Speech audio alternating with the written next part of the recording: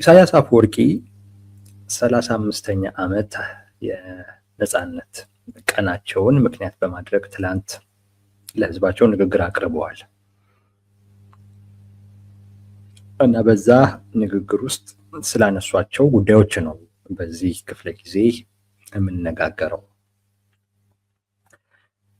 እንደተለመደው ኢሳያስ አፈወርቂ ስለ ኤርትራ የውስጥ ጉዳይ እንኳን አደረሳችሁ ከማለት ውጪ ሌላ ምንም ያሉት ነገር የለም። በተለመደው አይነት መልኩ ማለት ነው። እሳቸው ሁሌም ሲናገሩ በጣም በሚገርመኝ ሁኔታ ስለ ውጫዊ ጉዳይ ነው የሚያወሩት፣ ስለ ጎረቤቶቻቸው ነው የሚያወሩት፣ ስለ አሜሪካ ነው የሚያወሩት፣ ስለ ኔቶ ነው የሚያወሩት፣ ስለ ራሽያ፣ ስለ ቻይና፣ ስለ መካከለኛው ምስራቅ እንደዛ ነው የሚያወሩት። ትላንት የሚያወሩት ይሄንን ነው። ቀኑ የኤርትራ ህዝብ ነፃ የወጣበት ቀን ሆኖ ሳለ እነሱ እንደሚሉት እንደዛ ሆኖ ሳለ ግን ያ ነፃነት አቶ ጌታቸው እንዳለው ለምን ነበረ፣ ያስ ነገር ተሳክቷል ወይ፣ ወደዛ ሄደናል ወይ የሚለው ላይ ምንም አይነት ትኩረት የለም። ምንም ጎረቤቶቻቸው ላይ ነው ጊዜ የገደሉት። የአሜሪካ መንግስት ላይ ነው ጊዜ የገደሉት። የአሜሪካ መንግስት ስላለበት ዕዳ ነው ሲያወሩ የነበረው። እሱን አንድ እንመለከታለን። ዞሮ ዞሮ ስለ ኢትዮጵያን በዛው ላይ ስላነሱ። ሁለተኛው ብንመለከተው ጥሩ የሚሆነው ከባለፈው ዓመት ንግግራቸው ጋር ደግሞ አነጻጽረን በተለይ ስለ ኢትዮጵያ ካወሩት ጋር ባለፈው እና አሁን ላይ ያወሩት በጣም ልዩነት አለው። በጣም ትልቅ ልዩነት ነው ያለው። ይሄን ልዩነት ምን አመጣው፣ ልዩነቱስ ምን አይነት ነው የሚለውን አንድ እናያለን። ሁለተኛ ልዩነቱንስ ምን አመጣው፣ ምን ታስቦ ነው የሚለውን እሱን እናያለን። በሶስተኛ ደረጃ ከአሜሪካ መንግስት ጋር ስላላቸው ግንኙነትም እንደዚሁ ተጠባቂ ነበረ በንግግራቸው ውስጥ የሆነ ነገር ይላሉ ተብሎ ሶስቱንም በሚመለከት ያሉት ነገር ካለ እንነግራችኋለን። ያሉት ነገር ደግሞ ከሌለም ደግሞ አለመኖሩ በራሱ ራሱን የቻለ ትርጉም ያለው ጉዳይ ስለሆነ እሱም ላይ እንነጋገራለን። እነዚህ ሶስት ጉዳዮች መሰረት አድርገን ነው የኢሳያስ አፈወርቂን ንግግር አንድምታዎች የምንረዳው። ኢሳያስ አፈወርቂ ስለ ሌሎች ሀገራቶች ነው ያወሩት፣ ስለ ኤርትራ ምንም አላወሩም። ለምን ከተባለ አንዱ የተለያዩ ምክንያቶችን ማስቀመጥ ይቻላል። አንደኛው ነገር እኛ የሚመስለን ገጸ በረከት አድርገው ነው ኤርትራን የሚቆጥሯት ኢሳያስ አፈወርቂ ማለት የግል ንብረት እና ግዴታ ያለባቸው አይመስለኝም። ይሄን አድርገናል፣ ይሄን ሰርተናል፣ ወደዚህ እየሄድን ነው እንዲህ የማለት ግዴታም ያለባቸው አይመስለኝም እና ህዝባቸውም ያን እንዲጠብቅ አይፈልጉም እና እሱን አያስለምዱትም። ኢሳያስ አፈወርቂ ያቺን ሀገር ሲፈልጉ ያቆሟታል፣ ሲፈልጉ ወደሆነ ቦታ ይወስዷታል።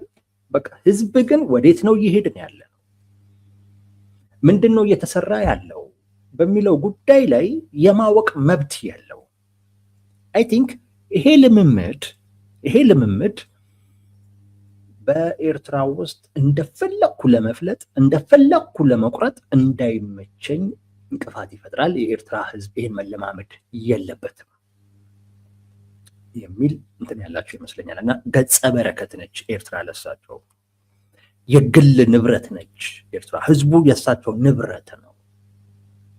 በቃሳቸው በሚሄዱት መንገድ ሁሉ መሄድ አለበት፣ ገደልም ቢሆን ምንም ቢሆን አብሮ መሄድ አለበት። አልሄድም ካለ ከኤርትራ መውጣት አለበት። ኤርትራ ውስጥ ለሱ የሚሆን ስፍራ የለም። ስለዚህ አንዱ ምክንያት ያ ነው። ስለ ሌሎች ሀገራቶች የሚያወሩት ህዝቡም እንደዛ አይነት መብት አለው ብሎ አያምኑም። እንደዛም አይነት ልምምድ እንዲኖረው አይፈልጉም። ልምምድም እንዲኖረው በጭራሽ አይፈልጉም። ይሄ የኤርትራ ህዝብ በነገራችን ላይ በጣም ሊያውቀው የሚገባ ጉዳይ ነው። ስለ ሀገሩ ሁኔታ ማወቅ አለበት።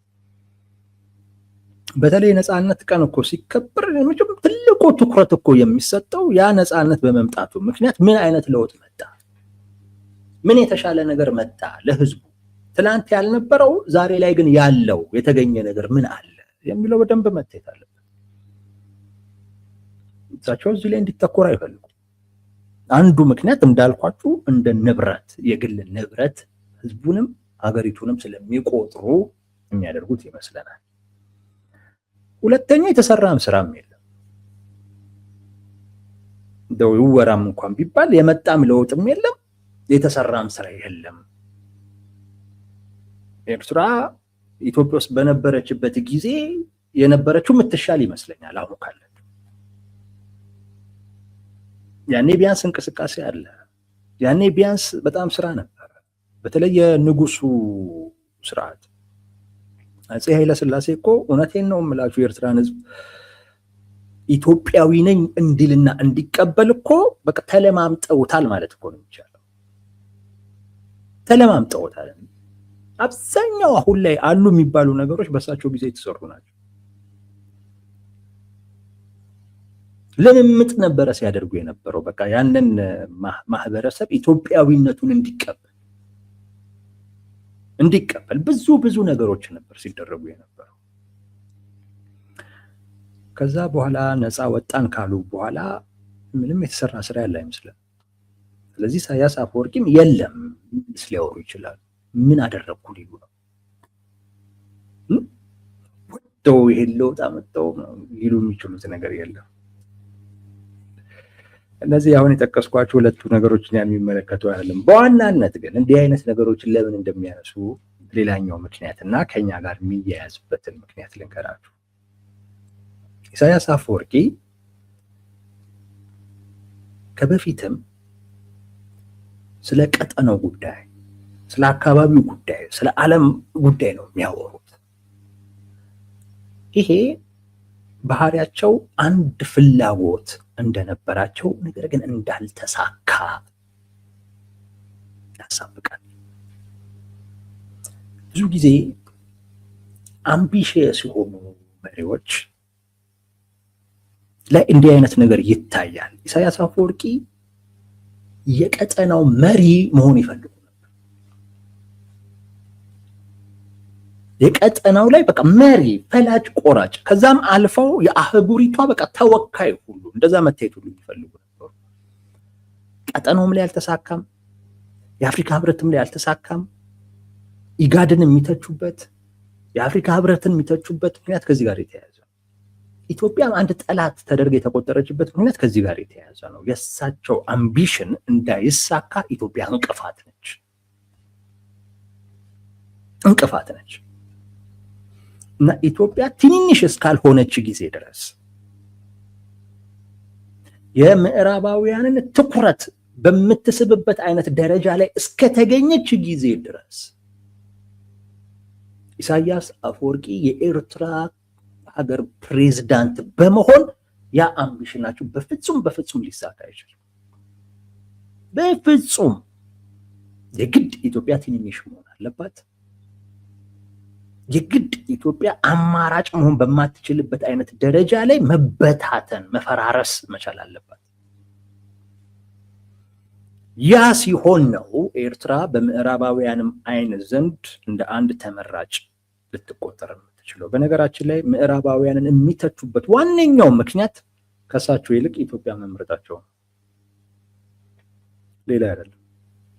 አካባቢው ላይ ያላቸውን ጥቅም፣ አካባቢው ላይ ያላቸውን ፍላጎት ከማሳካት አኳያ የኢትዮጵያ መንግስት ነው ለኛ የተሻለው በማለታቸው ምክንያት ነው፣ ሌላ አይደለም። ኢሳያስ አፈወርቂ ናቸው ለኛ የሚሻሉን ቢሉ ኖሮ እውነቴን ነው የምላችሁ የምዕራባውያን ተላላኪ በመሆን ረገድ ኢሳያስ አፈወርቂን የሚደርስ አልነበረም።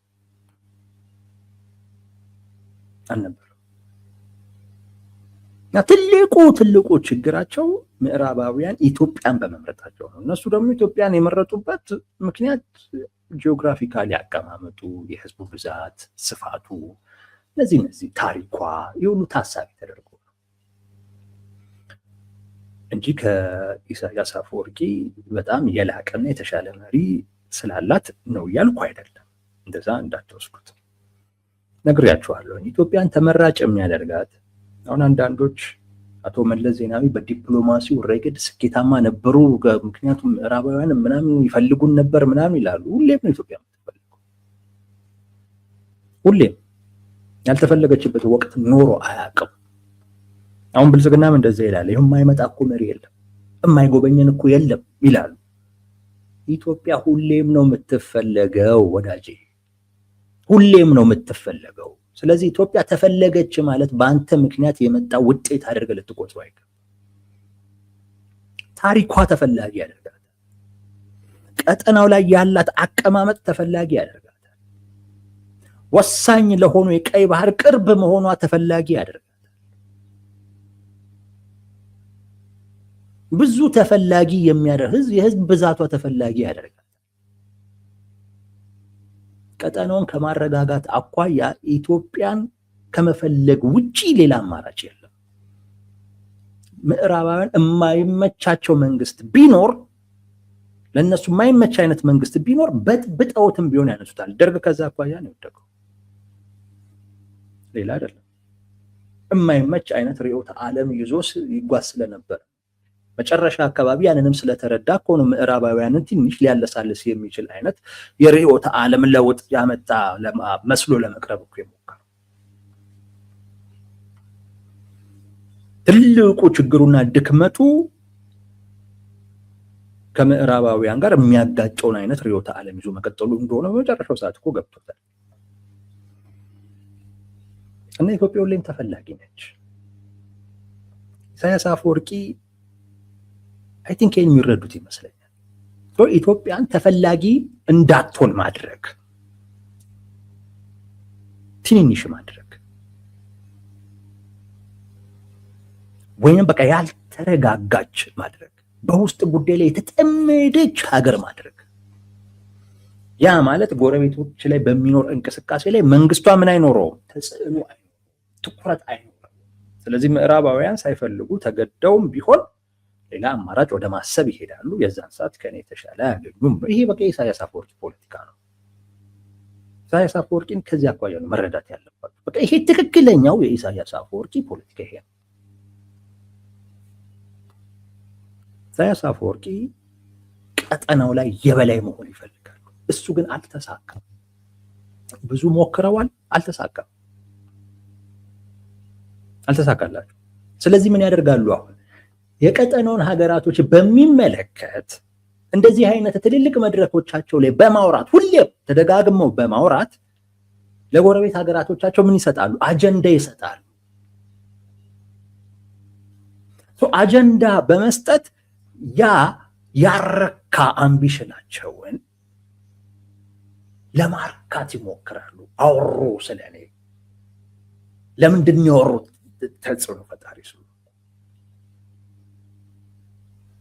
ስለዚህ ስለ ሱዳን ያወራሉ እና የሱዳን ፖለቲካ ማህበረሰብ ኢሳያስ አፈወርቂ እንዲያሉ እንዲያሉ ይሄ ኢሳያስ አፈወርቂ ያስደስታቸዋል። ስለ ኢትዮጵያ ያወራሉ ወይ ተንኮስ የሚሉ የሆነ ነገር ያወራሉ። ስለዚህ የኢትዮጵያ ፖለቲከኞች ጎረቤት ሀገር ኢሳያስ አፈወርቂ እንዲያሉ ያወራሉ። ይሄ ኢሳያስ አፈወርቂ ያስደስታል። ስለ ሶማሊያ ያወራሉ፣ ስለ ጅቡቲ ያወራሉ። ይሄ ያስደስታል። እና ኢሳያስ አፈወርቂ ራሳቸውን እያስደሰቱ ነው እየኖሩ ያሉት። ሞክረዋል፣ ያለ ማሳካት ሞክረው ሳይሆን ሲቀር ያላቸው ብቸኛ አማራጭ በራሳቸው መጽናናት።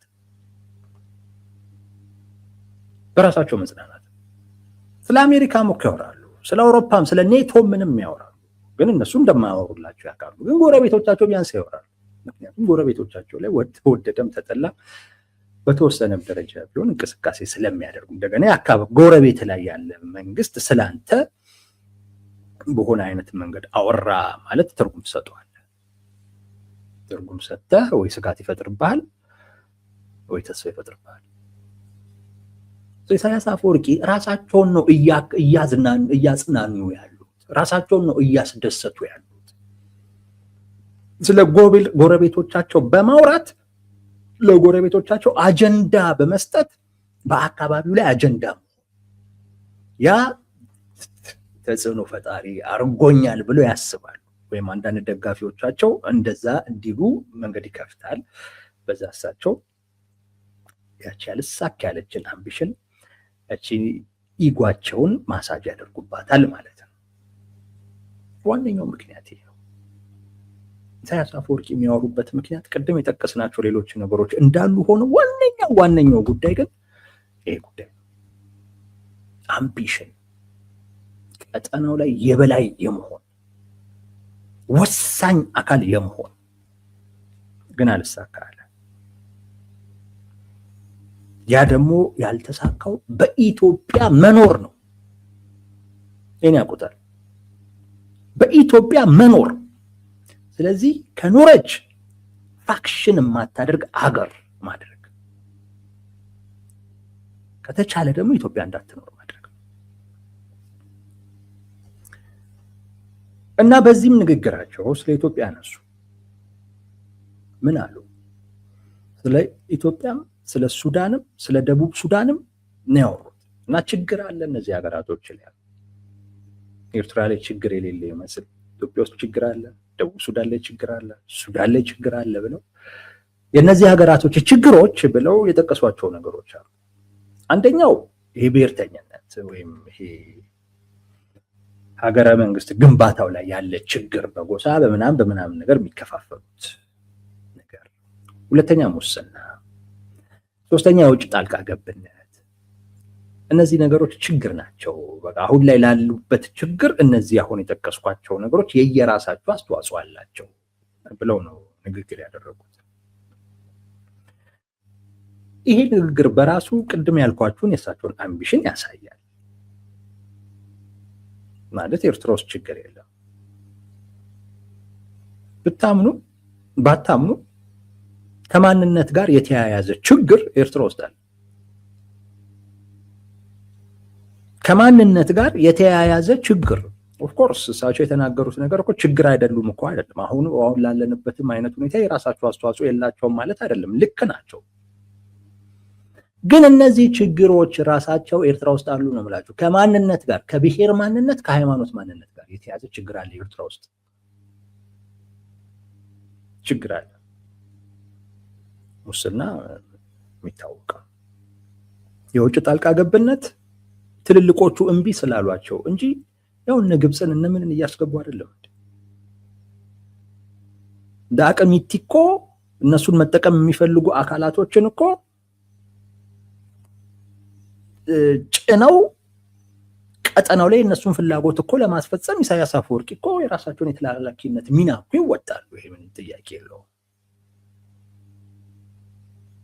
የውጭ ጣልቃ ገብነት ራሳቸውም የሚፈቅዱት ከብሔር ከምናምን ጋር የተያዘ አንዱ ችግር ፈጣሪም ራሳቸው ናቸው። አሁን ኢትዮጵያ ውስጥ ያለው አንዱ ችግር የብሔር ችግር ነው ይላሉ፣ ግን እሳቸው ጋር ግን ተሰብስቦ የሚሄደው እንዳለ ብሔርተኛ ነው። ያንንም ብሔርተኛ እሳቸው ያደራጁታል፣ ያስታጥቁታል፣ ሬሽን ይሰጡታል፣ ወይ ደግሞ እዛ አርሶ ምናምን ነገር እንዲበላም ይፈቅዱታል። ያ ማለት እንግዲህ የቀጠናውን ችግር የሚያባብስ አይነት ሁኔታ እሳቸው ራሱ በመደገፍ ግራ ነው እኮ የሚያጋባው።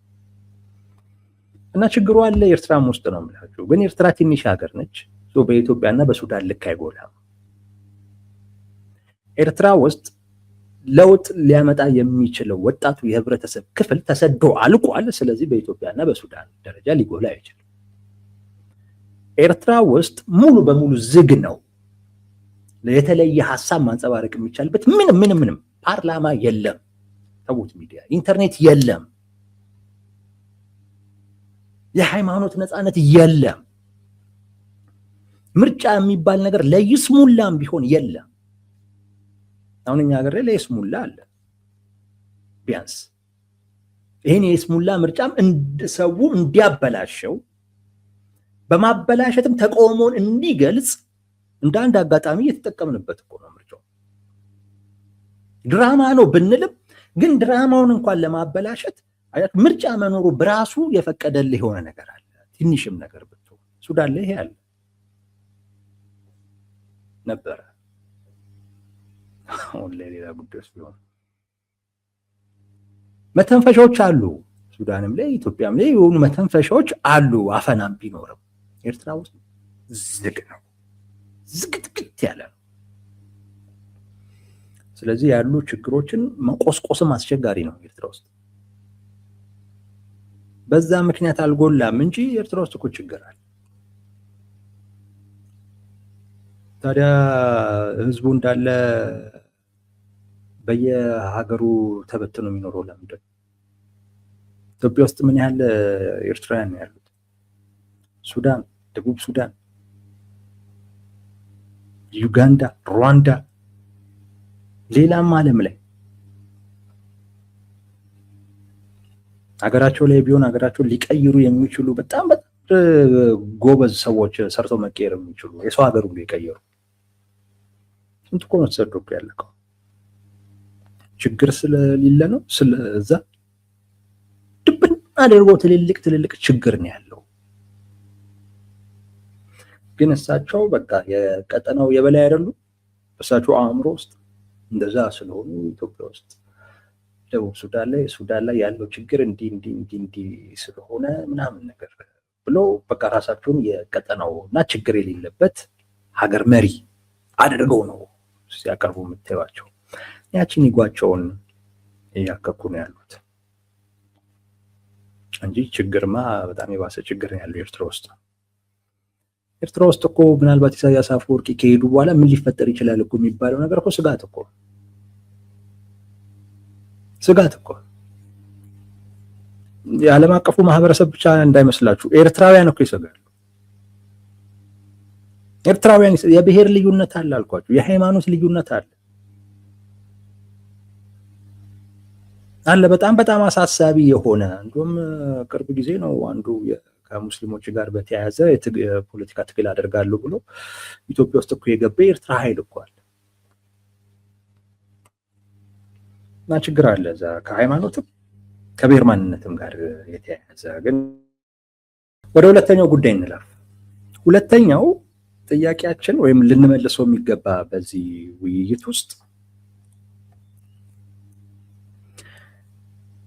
ንግግራቸው ስለ ኢትዮጵያ የተናገሩት ንግግር በጣም የተለየ ነው የምንለው ከዚህ ቀደም ከተናገሩት ንግግር ማለት ነው። በተለይ ባለፈው ዓመት እንደዚሁ 34ኛ የነጻነት በዓላቸውን በሚያከብሩበት ወቅት ኢሳያስ አፈወርቂ ኢንተርቪው ነበር ያን የሰጡት። እንደዚህ አደባባይ ንግግር አልነበረም እና በዛ ኢንተርቪው ላይ በስድብ የታጨቀ ታስታውሱታላችሁ። በጣም መነጋገሪያ ነበረ። በስድብ የታጨቀ በዛን ወቅት ላይ የኢሳያስ አፈወርቂ ንግግርን በጣም ደጋግሞ ያነሱት የነበሩ ሰዎች ዛሬ አያነሱትም፣ እርግጠኛ ነኝ። ምክንያቱም የአሁኑ በዛ ልክ አይመችም። እንደውም በአሁኑ ትንሽ ስጋት የሚፈጥር ነው የፕሬዚዳንት ኢሳያስ አፈወርቂ ንግግር። ቅድም ያልኳቸውን ችግሮች ይዘረዝሩና ኢሳያስ አፈወርቂ አሁንም ቢሆን የውጭ ኃይልን በመጋበዝ ሳይሆን ችግራችንን መፍታት ያለብን ጎረቤት ሀገራቶች ተባብረን በራሳችን አቅም ነው ከዓለም አቀፉ ተጋላጭነት ራሳችንን መከላከል ያለብን የሚል ነገር ያነሳሉ እና ስድብ የለው፣ ኃይለ ቃል የለው። ከዛ ውጭም ደግሞ ስለ ትብብርም ያነሳል። የባለፈው ስድብ ነው እና ስለ ጦርነት ነበር የሚያነሳው።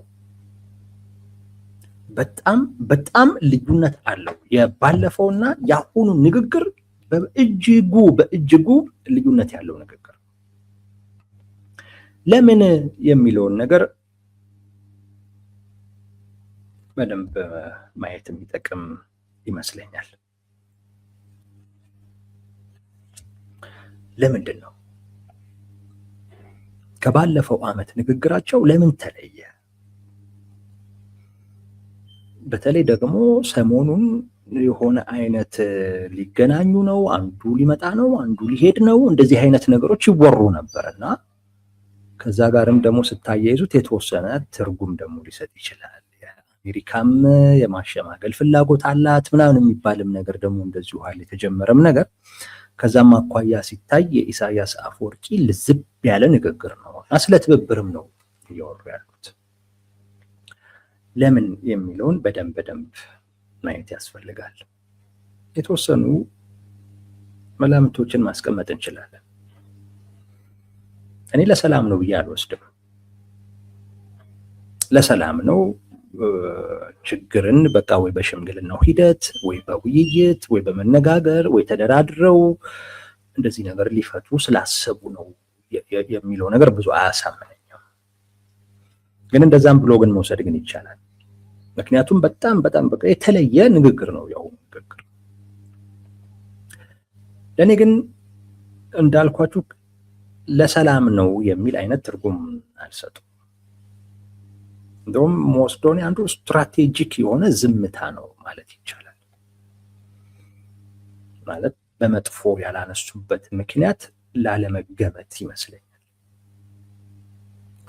ስለ ኢትዮጵያ የተናገሩት ቅድም ያልኳችሁ ነው።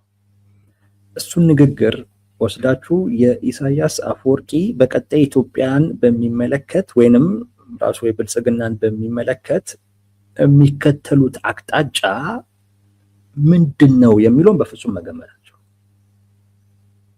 አመላካች አይደለም ንግግሩ፣ ጠቋሚ አይደለም ንግግሩ። ቀጣይ እርምጃቸው ምን ሊሆን ይችላል የሚለውን ለመገመት አስቸጋሪ ነው። ለጦርነት ይሄዳሉ ወይንስ እኚህ ሰው ወደ ሰላም ሊመጡ ነው የሚለው አስቸጋሪ ነው በዚህ ንግግር ውስጥ።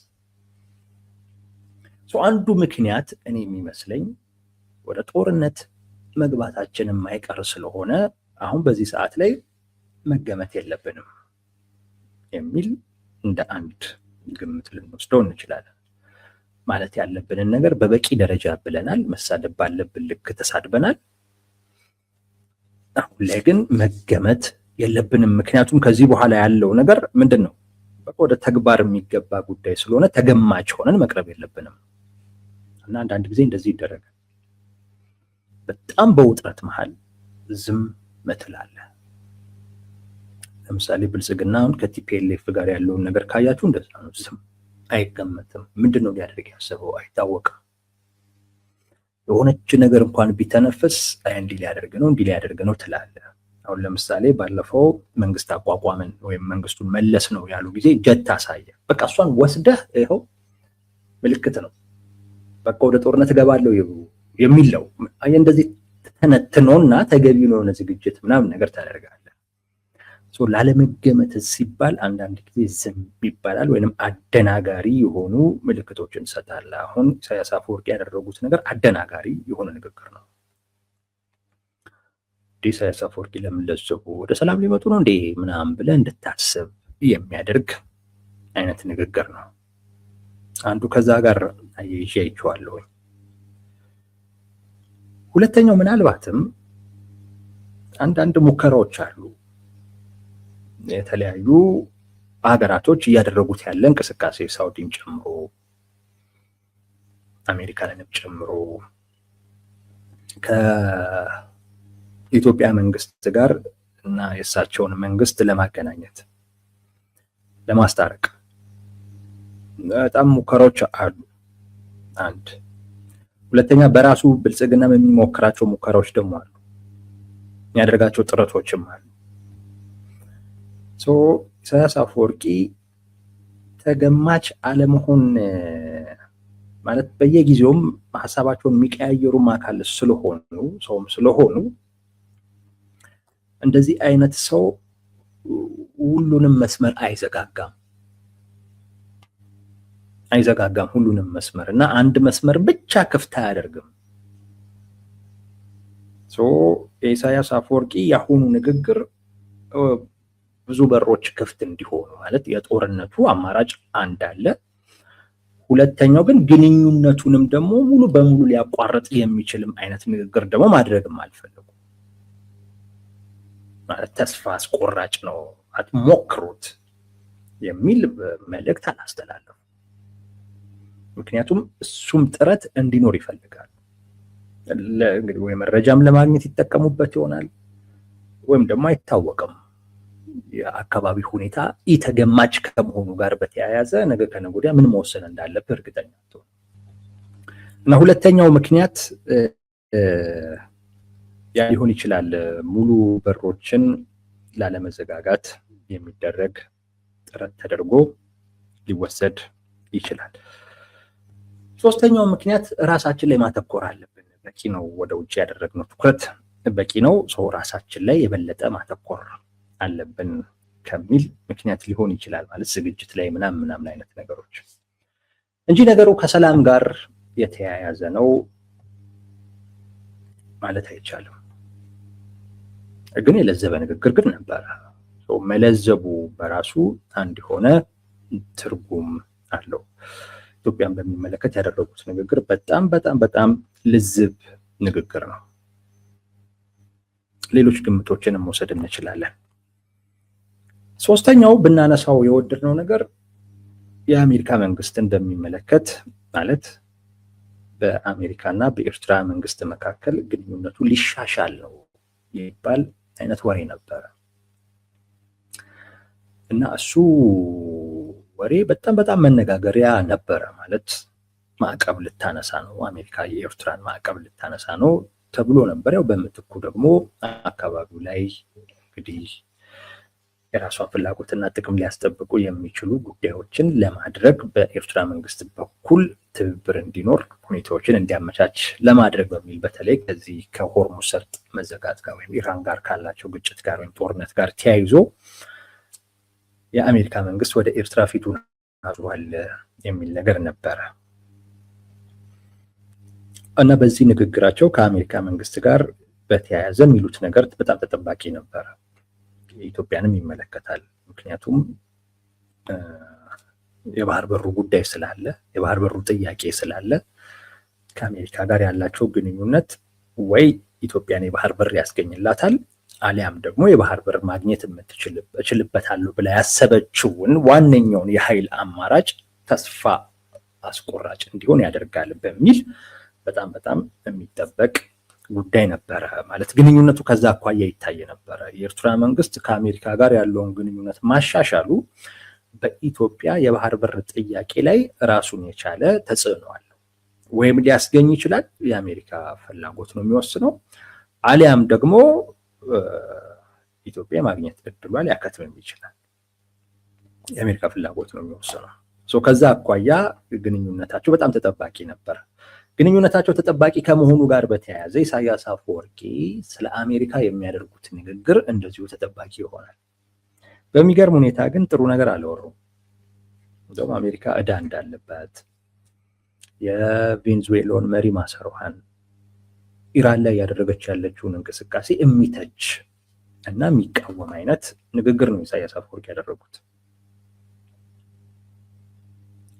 ይሄ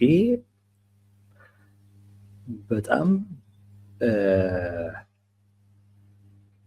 ኦልሬዲ ከአሜሪካ ጋር ያላቸው ግንኙነት ሊሻሻል ነው በተባለበት ወቅት አሜሪካም ማዕቀቡን ልታነሳ ነው እየተባለ ባለበት ሰዓት እንደዚህ አይነት ንግግር ማድረግ ማለት በቃ ግንኙነቱ የሆነ የገጠመው ችግር አለ ማለት ነው። የሆነ የገጠመው ችግር አለ ማለት ነው። እኔ ሻዕቢያ እንደማይቀበል ነግሬያቸዋለሁ። ከአሜሪካ ጋር ያለውን ግንኙነት ለምን ማሻሻል እንደመረጠ ግራ ነው የሚገባኝ። እነሱ ራሱ አጀንዳ ሲያደርጉት አይቼ ምን ይጠቅመናል ብለው ነው የሚል ነገር አንስቻለሁ። ምንም ለሻዕቢያ የሚጠቅመው ነገር የለም። ምንም ከአሜሪካ ጋር ግንኙነት ሻዕቢያ አደረገ ማለት እዛ ሀገር ውስጥ ያሉ የሰብአዊ መብት ጥሰቶች አሉ። እነዛን ነገሮች እንዲያሻሽል፣ ምርጫ እንዲኖር፣ ፓርላማ እንዲኖር፣ ሀገሪቱ ህገ መንግስት እንዲኖራት እንደዛ ነው የሚያደርጉት። ይሄ ለኢሳያስ አፈወርቂ በፍጹም የሚመች ጉዳይ አይደለም። በፍጹም እንዴት ነው እነዚህ ሰዎች ያሰቡት የሚል ነገር አንስቻለሁ። እንደውም ፖለቲካ ሁሉ አያውቁም እንዴ እስከ ማለት ሁሉ ይጃሉ። ምናልባት እንደው ከአሜሪካ ጋር ግንኙነታችንን ብናሻሽል በአካባቢው ላይ ተጽዕኖ ፈጣሪ ሀያል ወይም በቃ የአሜሪካ ተወካይ ተደርገን እንታያለን ብለው አስበው ከሆነ የቀጠናው ላይ ኢትዮጵያ ሊተካ የማይችል ማንም ሊተካው የማይችል ስፍራ ያላት መሆኑን እንዴት አልተገነዘቡትም? ኢትዮጵያ እኮ ተመራጭ የሆነችው ፓርላማ ስላላት አይደለም። የስሙላም ቢሆን ምርጫ ስለምታደርግ አይደለም። እንዳልኳችሁ ነው። ስትራቴጂክ የሆነ ቦታ ላይ ነው ያለችው። ብዙ መለኪያዎች አሉ። በቃ ናቹራሊ የተሰጣት ነገር ከዛ አኳያ ነው ተፈላጊ የሆነችው። እንዴት ይሄንን እንኳን አይረዱትም? እና ያ አይሆንም። ባይሆን ከአሜሪካ ጋር የሚደረገው ግንኙነት ዞሮ ዞሮ የአሜሪካ መንግስትም ላይ ከሰብአዊ መብት አኳያ ከምናምን አኳያ ኤርትራ ላይ ያለ ነገር ለውጥ ማምጣት አለበት የሚል ጥያቄ ስለሚነሳ ራሱ ግንኙነቱም ሳይጀመር በፊት ሳይሻሻልም በፊት እንደዚህ አይነት ጥያቄዎች እየተነሱ ስለሆነ እንዴት የሚል እየተነሳ ስለሆነ የትራምፕ መንግስት ወደደም ጠላ ግንኙነቱ በተወሰኑ የአሜሪካ ፖለቲከኞች ዘንድ በጥሩ መልኩ እንዲታይ የኤርትራ መንግስት የተወሰኑ ለውጦች እንዲያደርግ መፈለጉም አይቀርም። ያ ለውጥ ደግሞ ሻዕቢያን ሊያፈርሰው ሁሉ የሚችል ወይም ደግሞ ሻዕቢያ የማይፈልገው ቢፈልገው ከብዶት እኮ አይደል፣ ግን በዚህ ስለተጠቀመ እኮ ነው የማያደርገው። እና ምን ሊያገኙ ነው እንደዚህ አይነት ለውጥ እንዲያመጡ ሊያስገድድ የሚችል አይነት ሁኔታ ውስጥ የገቡት የሚል ጥያቄ ሳነሳ ነበር። ኤቲኬ ኢሳያስ አፈወርቂ ንግግር ያንን የሚመልስ ነው ወይም ደግሞ እሱን አባባሌን የሚያረጋግጥ ነው። ኢሳያስ አፈወርቂ ግንኙነቱን አልፈለጉትም ያስታውቃል። ግን እኔ ባልኩት ምክንያት ብቻ ግን አይደለም። ግንኙነቱን ያልፈለጉበት ምክንያት በሰብአዊ መብት ረገድ እስከዛሬ ድረስ የመጣንበትን መንገድ በሙሉ ሊያፈርስ የሚችል ለውጥ እንድናደርግ በአሜሪካ በኩል ጫና ያድርብናል፣ ግፊት ይደረግብናል ብለው አይደለም። አንዱ ምክንያት እሱ ነው።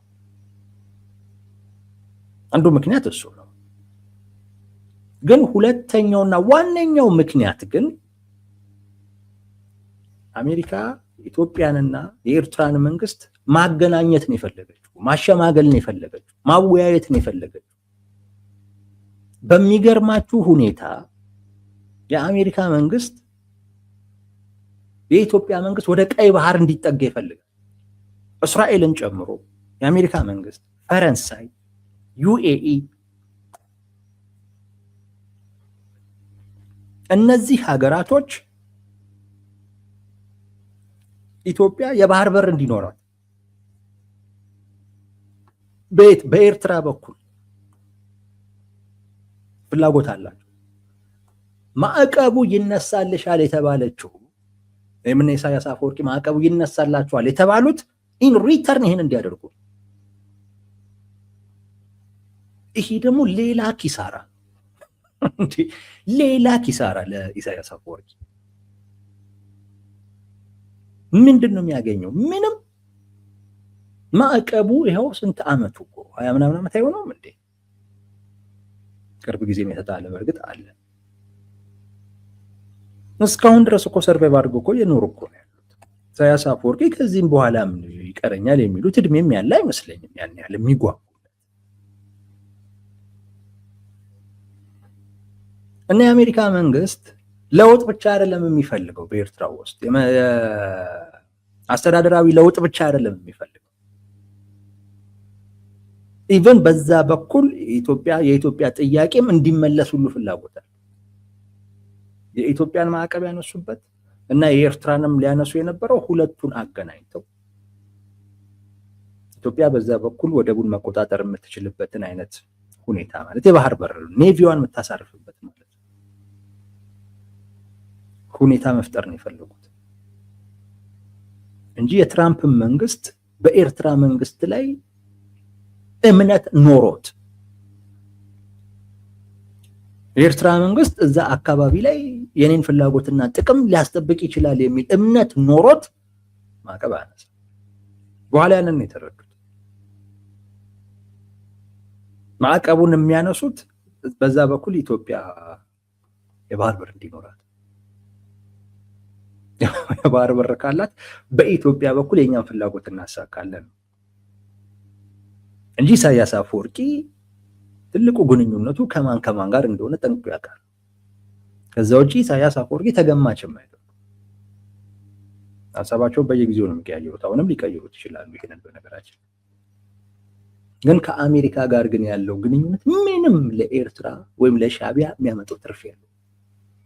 ያን ስለተረዱ ነው በዚህ የመድረክ ንግግራቸው ላይ አሜሪካ 40 ትሪሊየን ዶላር ዕዳ ያለባት ሀገር፣ ኔቶ ደካማ፣ ቬንዙዌላውን ኢራን ላይ የሚፈጽሙት ነገር ብለው ግንኙነት ቅርብ ጊዜ እኮ ነው የኤርትራ መንግስት ራሱ እኮ የዶናልድ ትራምፕ እንኳን ደስ አላችሁ መልእክት ላኩልን ብለው እኮ ዜና ሲሰሩ የነበሩት ለ35ኛው የነፃነት ቀናቸው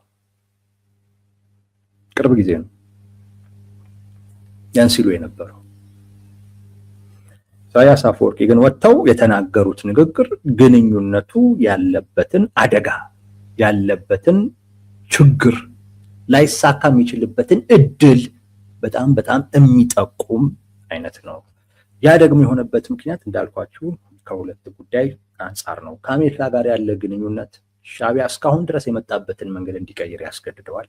አንድ ሁለተኛ ነገር የአሜሪካ መንግስት ለኤርትራ መንግስት ያቀረበው አንዱ ጥያቄ ኢትዮጵያ በዛ በኩል የባህር በር ታገኝ የሚል ነው።